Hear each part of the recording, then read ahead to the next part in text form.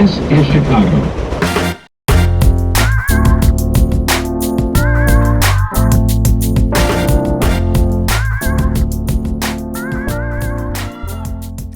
Welcome to the brand new All for the Love of Chicago podcast. This is so exciting. We're doing it. I know. We are finally doing it. I am Kristen Reynolds. I am the president and CEO of Choose Chicago. I'm Lisa Nucci, CMO at Choose Chicago. Exactly. And in case you're wondering, Choose Chicago is the official destination marketing organization for the city of Chicago. All of our iconic destinations, everything related to Chicago, that's what we do, is we make sure the world knows about it. Of course. It's the best job in the world. And we launched this great new social media channel called All for the Love of Chicago this past year in 2025. And we thought, what a better way to kick off 2026 than with our very first Choose Chicago podcast called All for the Love of Chicago. We're kicking off 2026 strong. Exactly. Why not? And, you know, the great thing about Chicago is that there are so many stories to tell. There are so many wonderful Chicagoans and doing just incredible things for our city. So whether you're a resident or a visitor, you know, we're going to make sure you know why Chicago is the best place for you. Correct. And I think All for the Love of Chicago has truly been such a bright spot this year or last year. And so I think the goal of this podcast is to bring people on the show that are truly defining the Chicago experience and inspire your next trip, whether you're a resident or you're looking to visit Chicago over the weekend. This podcast is going to be your source of inspiration. I think I'm really excited about it because there are so many great stories to tell about Chicago. And, you know, we were just named Best Big City in the United States for the 9th consecutive year. It's hard to win that 9 years in a row. Exactly. And you know, what we're here to do is to answer the why. We're going to tell you a couple times a month when you tune into this brand new podcast, why we're the best big city in the United States, why we're the place to go on Travel Zoo, why everybody says Chicago is the place where you need to be. So I'm very excited. So Lisa, I thought we would introduce ourselves. Yes. I know we said our titles at Choose Chicago, Yeah. but that's not really an introduction. So for our listeners, wanted to let you know why Lisa and I are the ones that are going to be kind of ushering you through this experience. I am now a Chicago resident for 8 months. How's it going? It's been going great. It's been going great. I love it. Moved here. I will say I did move in May, which was the onset of summer, which I highly recommend. If you're going to move to Chicago, move at the beginning of the summer. It's when we all come out. Exactly. Yeah. Like Chicago was like, I think, settled during peak season, right? So we can probably just go ahead and assume that. But I'm like new to Chicago. My husband grew up I used to say he grew up in Chicago, but as a resident now, I learned to say he grew up in the suburbs of Chicago because that's not Chicagoans. Chicagoland, yes, you could say. Chicagoans will be like, that's not Chicago, which is great. So kind of, he's been here. We've been here many times as a family visiting my in-laws, and our daughter goes to Loyola here. So a lot of great Chicago ties. But when the position came up, I jumped at the chance to represent this incredible city. And we are empty nesters. And it was great. I didn't turn on my stove or oven for literally 6 months because I just went to all the restaurants. There's an endless supply over by you. That's great. Because my kids are older and now we get to live our best lives. But you, tell us about you. I am a lifelong Chicagoan. So my dad is from the South Side and my mom is from the North Side. And so for those who don't know, that there's this Cubs versus White Sox thing that every Chicagoan knows about. So I'm a family divided. But most of my childhood I was raised in Beverly in the south suburbs of Chicago. And so I've lived here my whole life. And I have had the great honor of working for some amazing Chicago brands, one of them being the Chicago Bulls. So I definitely got my feet wet in the world of Chicago sports and passion in that gig. And it was such a cool experience. But working for Choose Chicago kind of brings everything I love in my personal life to my professional life. So amazing restaurants, awesome architecture, amazing culture and museums. And I'm also a mom of 2 little kids. And so I really love getting my kids out to explore the city. My littlest ones think that I protect Chicago, which is not true in a sense. Kind of true. It's kind of true. But I think my hope through this podcast is that I can, share all the ways that you can enjoy the city, whether you're single, whether you're dating or you're a parent, because there's an endless amount of things to do for this city. Yeah. And so I'm really excited because we're every episode, we're going to bring on great guests. We're going to introduce you to other members of our Choose Chicago team along the way.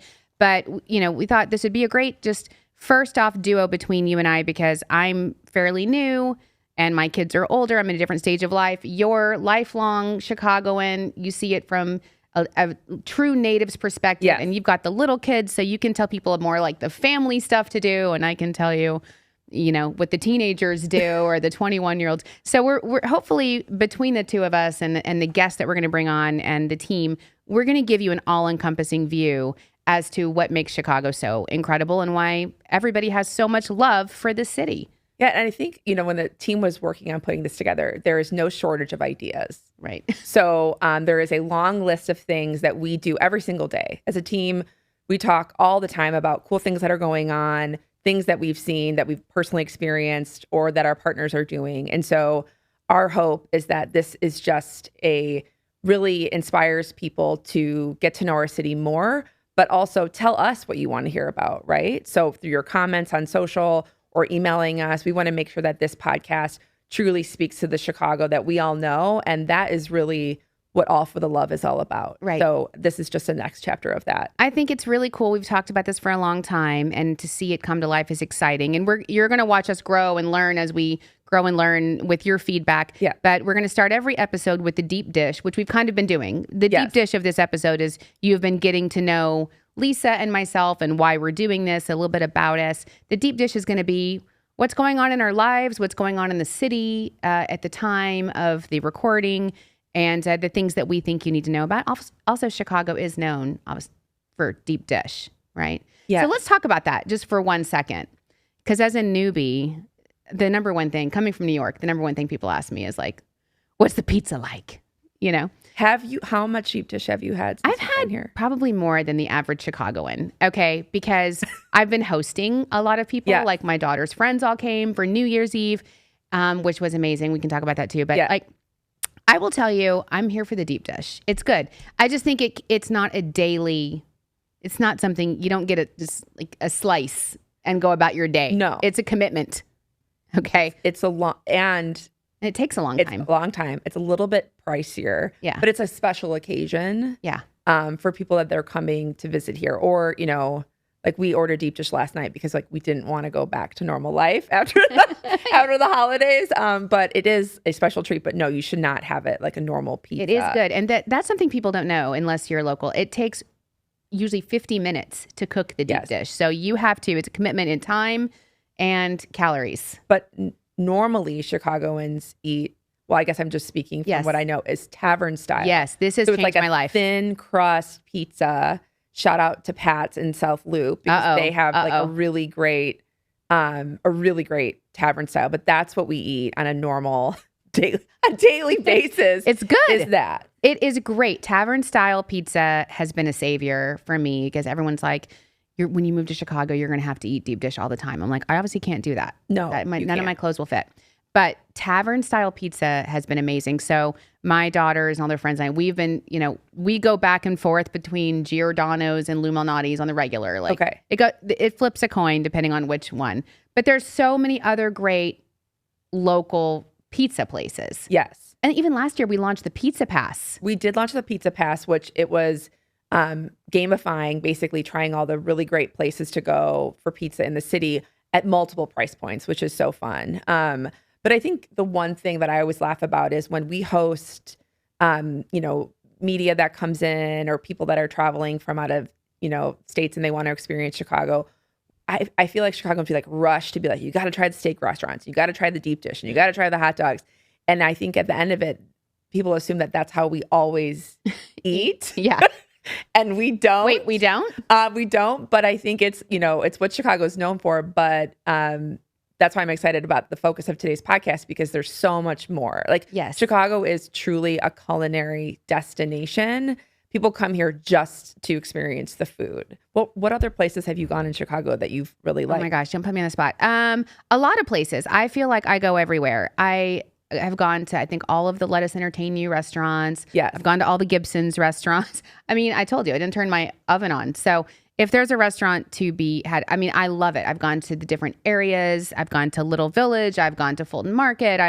I love exploring Chicago's culinary scene because, like you said, it's what we're known for in general, the culinary scene. I know people will say deep dish hot dogs, which are great.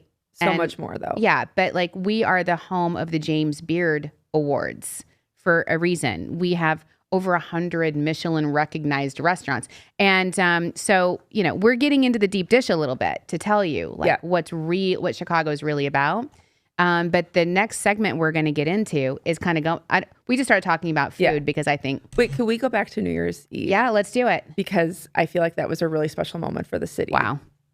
Yep, go for it. I mean, tell us I feel like New Year's Eve, at least in my world, there's such a pressure to have such an amazing plans, right?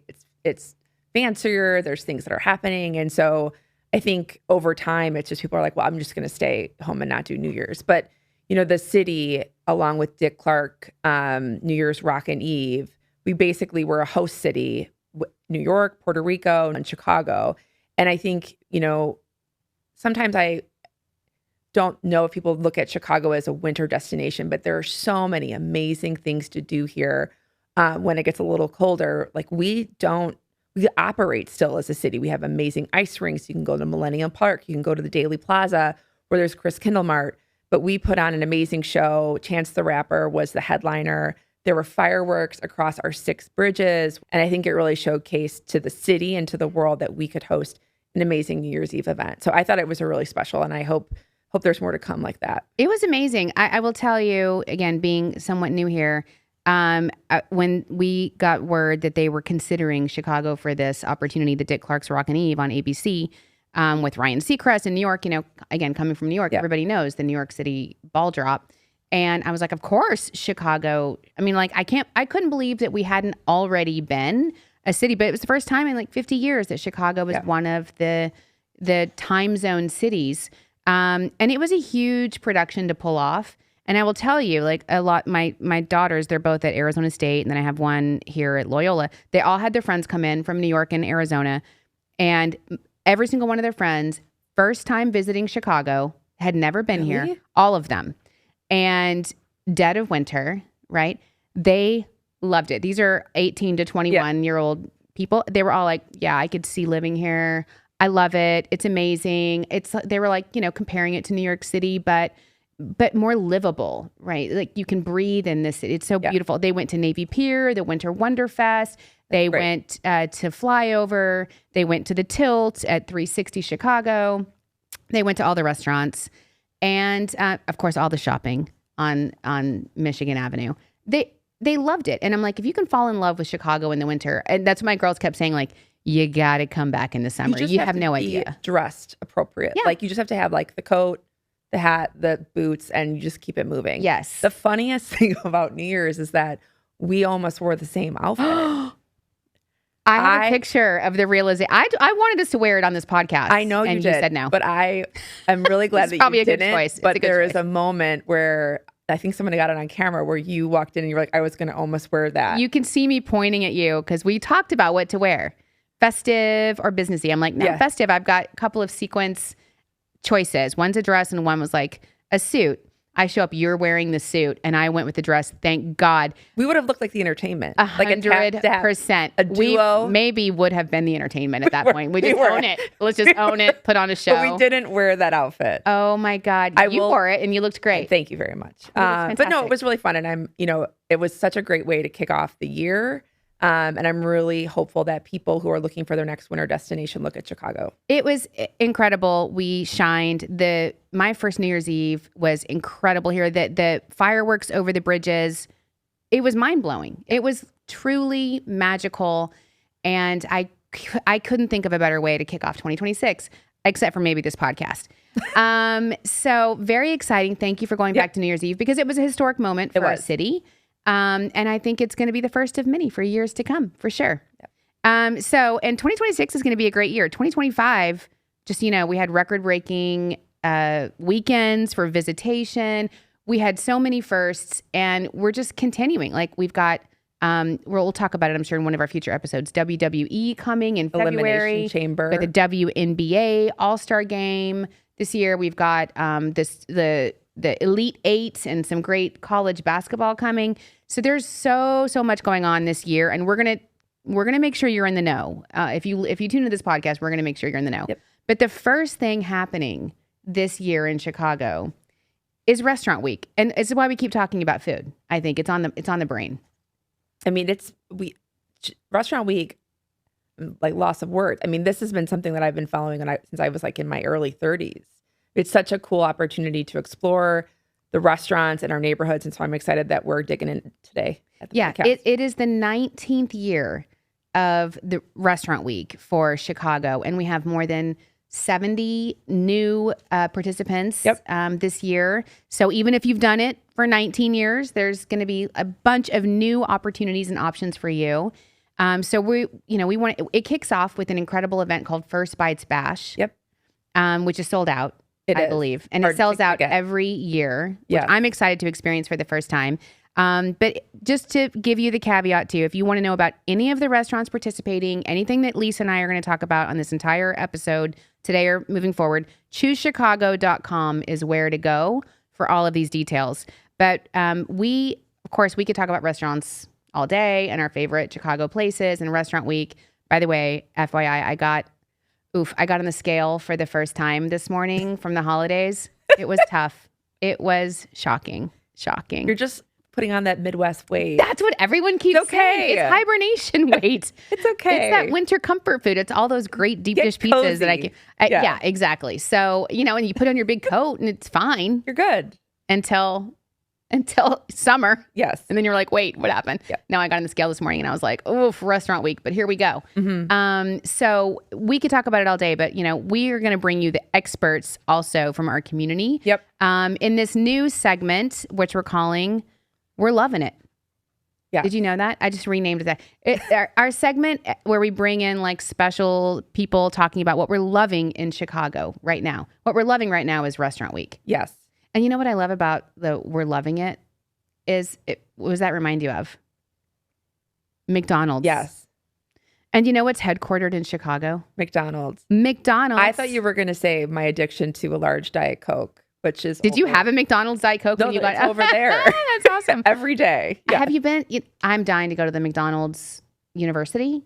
I haven't been there yet. My kids all want to go, but there's like the McDonald's headquarters, which you can come. It's the only place in the world is here in Chicago, and you can have McDonald's from around the world. Yeah, it's in Fulton In Market. case you didn't know, again, that's still we're giving you the inside scoop. But we're loving Restaurant Week this week, and we have a very important guest that we're going to bring on. Yes, we're so excited to welcome our special guest, Chef Jonathon Sawyer. He's the chef partner at Kindling Downtown Cookout and Cocktails. Yes. And he's going to be our first guest for the show this week. Yeah, and he's instrumental in Restaurant Week, right? Correct. He's our chef honoree. He's a huge part of First Bites Bash, and his restaurant is amazing. Oh, I can't wait. Let's talk to him. Okay, we are here with our first guest ever of the podcast. Wow. I mean, congratulations. That's huge, right? No pressure. No pressure, Chef. So Chef Jonathon Sawyer, who is chief partner at Kindling Downtown Cookout and Cocktails. Thank you so much for being our honorary chef for First Bites Bash and for being with us today. Yeah, such an honor to be here. Thank you so much for ushering me into this first of many episodes. I know it's a big deal because it's Restaurant Week and it's like the best time to be in Chicago and experience restaurants. That's the perfect way to put it. I really look at Restaurant Week as being the most exciting culinary week of the year here in Chicago. And there's a lot of really exciting weeks, but I think it's a great opportunity for people to get that dollar dinner on a dime. People from all around the country, people from all around the Chicagoland area, suburbs, downtown, Streeterville, etc. But you have access to all of these restaurants, 500 plus restaurants participating in Chicago Restaurant Week. Isn't that so crazy? So, Chef, first of all, tell us about your restaurant, where it is, what kind of cuisine it is. So we are a Kindling wood-fired restaurant. We have the longest and largest wood-fired hearth in the city of Chicago, and we are appropriately in the Willis Tower on the first two stories on the corner of Adams and Franklin. Yep. So if you're at Skydeck, Yes. literally go to Skydeck and then go down and have a cocktail and dinner. It's amazing. Exactly. I've seen it. I've been there. Yeah. Now that you say that, I have been there. Yeah. And it's a vibe. Yeah, no, it totally is. You can smell it from like blocks away. The idea is the wood-fired hearth is the heart of the restaurant. It's where we host Sawyer Suppers. It's a one-time-a-month dinner where I just kind of cook the food I want for 16 friends, and it sells out every single time. Oh my gosh. Yeah. Can we be friends? We are friends. I Lisa thought we and I were. Oh be my gosh, we're friends? not friends? I haven't been to the dinner. Guys. I'm like, what? So talk Yeah. to me. I'm always curious about like what your view is of the Chicago restaurant scene and how it differs from maybe other markets. Can you give any little insight into that? Yeah, I mean, I think it parlays perfectly into my story. I was born here in Chicago, and returning was really a part of what you're speaking to, right? The idea of the fellowship and the camaraderie and sort of the competition that built the Chicago food scene over the past 30 years is really what drew me back to the city, what helped me fall in love with the city where I was born. And it's this sort of accessibility, but also eccentricities that build the scene of the Chicago dining greater public. And it's what I really love, and it's what brought me back here 6 years ago next month. So about Chicago, what inspires you? Like, what about the city inspires you when you're cooking every day? I mean, I think for me, inspiration comes from like reading, going to markets, and eating other people's foods, right? So I think that there's a lot of opportunity, and there's a lot of great grocery stores. There's a lot of great farmers markets to draw that from. And there's a ton of restaurants, many of which are participating in Chicago Restaurant Week. I know. I love that you said over 500 restaurants participating, because sometimes, Chicagoans are very similar to other places I've lived where people like get used to their favorites. Yep. They don't like to leave their neighborhood. Venturing out can be scary, right? Like what you're going to get, and you want to try someplace new, but you don't want to break the bank. This is why I love Restaurant Week, is because it encourages you to try something you've never tried before, but you don't have to take as much financial risk because it's a great price point. Yeah, exactly. And having a multi-course menu really can show you what the restaurant can be all about when you come back for that date night or the special occasion. So having a 3 or a 4-course lunch or supper, depending on where you're going and what you're going, is a great way to sort of test the waters before you commit to a full experience. And for restaurants, I mean, it is in January. So that's a pretty good time of year to have people come out and experience the restaurant. How is it for business? Oh, it's great. I mean, I think it's a fantastic week. I think that there's a subset of people that complain about Restaurant Week, and those are sort of the old-fashioned chefs and restaurants. But there's people like me, and there's tons of us that participate that are excited to see new guests, new customers, and new loyal fans and friends. And I think this opportunity is a blessing. Getting people out of the house in January isn't the easiest thing to do in the Midwest, that's for sure. And something like this, where it's over 2 weekends, it's almost 2 full weeks, it gives people plenty of time to plan, organize, and set up their visits to their favorite new restaurants. Are you sold out already? Yeah, sure. We're sold out. We're sold out. You will be everything. after this podcast airs. Yeah. It's funny. We hear from a lot of the restaurateurs that during Restaurant Week, every night is like a Saturday night, which is great for us, right? Because that means we're bringing business in, that we're bringing additional foot traffic to the neighborhoods. I would love to hear what's on your top Restaurant Week. Like, where do you want to go? Yeah, I mean, I'll be working the majority of it, but if I am to get out, I think, if I were to have supper on Chicago Restaurant Week, I think Reunion by Art Smith, Esme, I think the original, Avec, I think Cafe Yaya, those are probably my top 4. Love it. Yeah, those are the ones I'd really like to go eat at. I love that. But, Lisa kind of mentioned this earlier. I just want to deep dish dive a little bit more with you. But so Chicago is so interesting because we are the home of the James Beard Awards. We do have over 100 Michelin recognized restaurants, but we're also known for hot dogs and pizza and Italian beef. What and the Bear now is really putting the Chicago culinary scene on the map. Yeah. What do you think it is? The camaraderie, is it the affordability that makes it more affordable to have a restaurant here and therefore more options? What is it, the community that just loves to eat like Lisa and I and put on those pounds? What is it? I mean, it's all of those things. It's, it's the people who support the restaurants who come out first and foremost. That's the only reason that we have a restaurant scene and a dining scene. And it's been that way forever. I think it's the history of the city, being the meatpacking market of the entire country at the turn of the century changed what the Chicago restaurant landscape was going to be forever.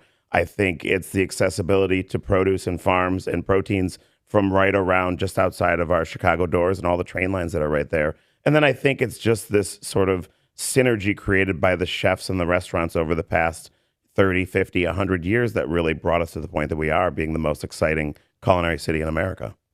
We're so lucky to be here. So absolutely. 19 years of Chicago Restaurant Week, that's a lot. What are you hoping for the restaurant community in the next few years? And then how do you think Chicago Restaurant Week can embrace that?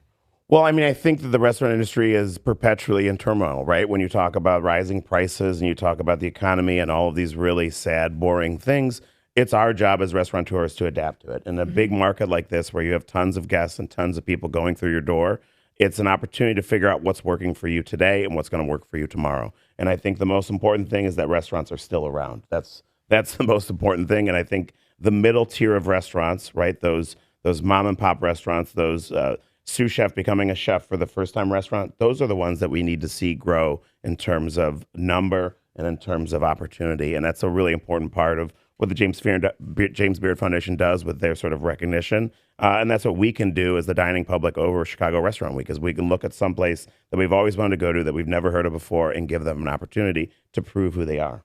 And that's what the things we always tell people when they're experiencing Chicago restaurants or going to a museum or going to an attraction or buying something on Michigan Avenue is you are not only having a great time and experience, but you're supporting local jobs, you're supporting local residents. And so you're actually doing something really great for the community just by going out and having a great meal. Yeah, absolutely. You couldn't say it better. I think every single dollar goes a long way. And when you support restaurants that have, like us, 140 employees, and they all have families and they all have communities and they all sort of share that wealth with those that are around them. So every single lunch, dinner, cocktail, happy hour, it all makes a huge difference. You're just doing your community service as a Chicagoan, right? That's it. It's part, I know. You pick a neighborhood, you pick a train line, and then you find your restaurants. I love it. Okay, so we're going to ask everybody during this We're Lovin' It segment, because this is all for the love of Chicago, what do you love about Chicago? I mean, Chicago has so many things to do. I think it's the theater, it's the shopping, it's the restaurant scene. But for me, as an avid biker and someone who often rides my bicycle all the way to work from the North Shore, it's 28.3 miles door to door in the summer. I really love the lakefront bike path. I think it's one of the most beautiful and most properly, if not, could be utilized more, stretches of bikeable path in America. And it really, for me, it also signifies the last quarter of that bike ride to work. And it's always beautiful. And it's always beautiful to see people out from all walks of life, from all sort of exercise regimens or just sort of relaxation regimens, jumping in the water or swimming or training over triathlon or biking really fast or biking really slow or going on a tour. If you want to see the people of Chicago, that's the first place you go. That's awesome. I'll tell you the story when we're done here about how I was trying to walk my dogs for the first time and got out of his harness a little bit on the bike path. Oh. The bikers were not loving me at that. Like, I was really nutsing up people. Does that dog still exist? The dog, I know. They were like, nah. Listen, there's bad apples on every train. Yeah, that was me. For sure. That was me. No, I was saying some bike riders can be a little aggro. That happens. But there are rules there, and you do have to follow pedestrian side versus bicycle side. Learned and it. I have 2 dogs, and I love them dearly, and I understand the fear of sort of one getting out of their harness, and then everyone's looking at you, and you feel like you did something wrong, but it's just like a crying baby on the airplane. We all have experienced it before. We all have been children before, and we need to have empathy for others. You see, this is why I love the Midwest. I love the Midwest. Right? That was Midwest, so nice. kind. Yeah. What mile has the best view of the city? Honestly, it's really funny because as I'm walking from the Ravenswood stop to here, that's one of the ones that you can see the most clearly. I mean, basically, once you hit Rogers Park to downtown, you really start to see the neighborhoods themselves. And I really liked being able to walk something I've seen, 400 times a year for the past couple of years. This has been, see that right there? That is a great inside scoop information. I love that question. So, Chef. Yes, Chef, right? Thank you so much for being here. Of course. Thanks for having me. Appreciate it. Tell us one more time how people can find you on social or reach you at your restaurant. I mean, follow me at Chef Sawyer. Come down to Kindling and see me in Willis Tower. And also make sure you come to First Bites Bash. It's at the Field Museum, one of the most famous museums in America. And I'll see you guys for Chicago Restaurant Week. Awesome. Thank you, Thanks Chef. so much. Thank you.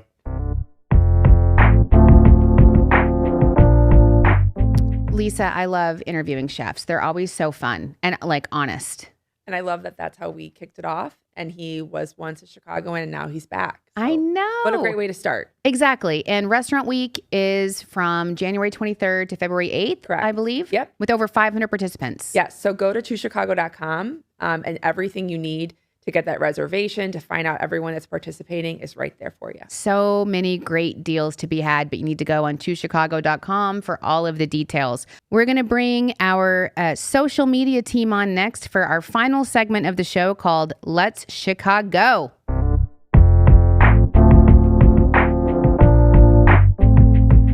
Welcome back. This is Let's Chicago. I'm Joni Folletto, social media manager. I'm Fabiola Sierra, partnership marketing. So in this segment, we're going to talk all about things to do, specifically in the last half of the month of January in Chicago. And we've got some, top recs, top picks for both of us. We're going to be covering a lot of the things that we have on our blogs, on our events page, just to make sure that you are in the know for all things to do. Yes. So I'm going to kick it off. Let's go. I'm going to go with dry January here in Chicago. I know after the holidays, maybe there's been a few people who maybe overindulged a little bit. A good cut back would be great. Luckily, it's pretty easy to do it here in Chicago. I myself love a flirty little mocktail. So Fabiola is the mocktail queen year round. So she's the authority in January for sure.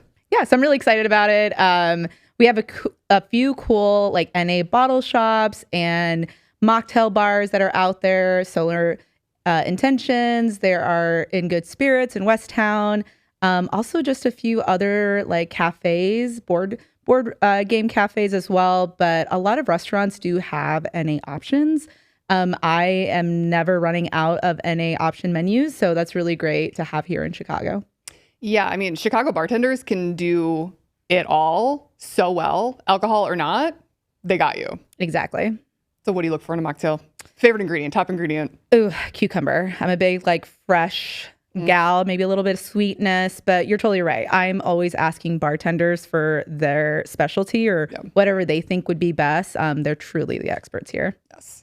Okay, one of my top picks, January 24th, Chicago Bulls home game against whoever, Boston Celtics.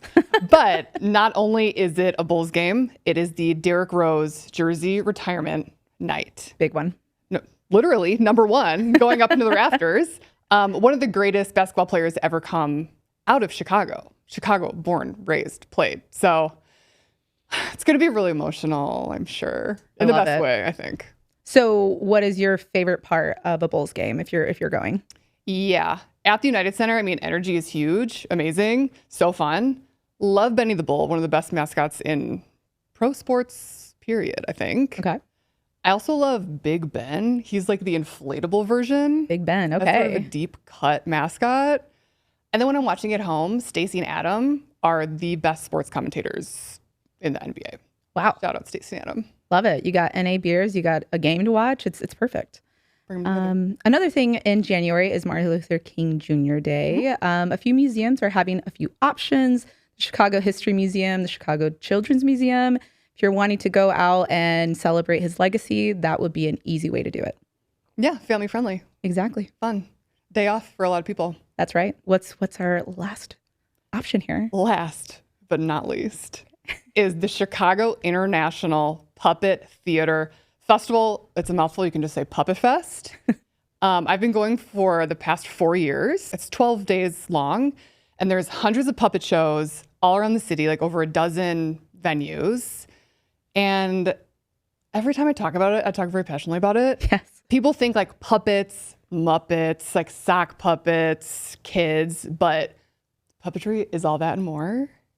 As you know, I've talked to a lot. Yeah, you've turned me onto it. So yes. I am there. We are doing fat. Puppet Fest this year. But you can do anything in puppets. It's like IRL cartoons, and the creativity and imagination is endless. So it's also just a great way to see all these different theaters, big and small, all around the city. There are companies from all around the world. There are a lot of local puppet companies doing theater productions. So I love Puppet Fest. Wow. Can't wait. So great. Definitely check in this podcast for this segment for everything to do here in Chicago. You can visit choosechicago.com to get a rundown of everything for this month and for the next couple months. And don't forget to Chicago to our social channels.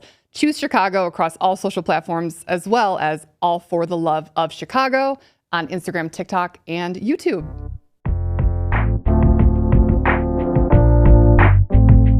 What an amazing first episode. We did it. It's in the books. We made it happen. It became a reality. And now everyone will know. You have to tune in every episode to know what's happening in Chicago. Make sure you leave us 5 stars and subscribe and download wherever you're getting your podcasts. We'll see you next time. That's a wrap on this episode of All for the Love of Chicago. Thank you for joining us and sticking around to the end. Be sure to rate, review, and subscribe to our show on your podcast streaming platform of choice, and visit our YouTube channel to watch each episode.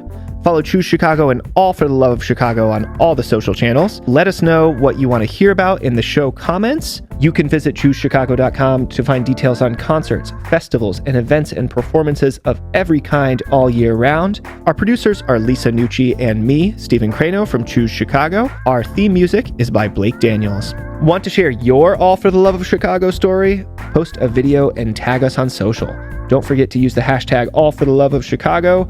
We might just feature it on our accounts. See you next time.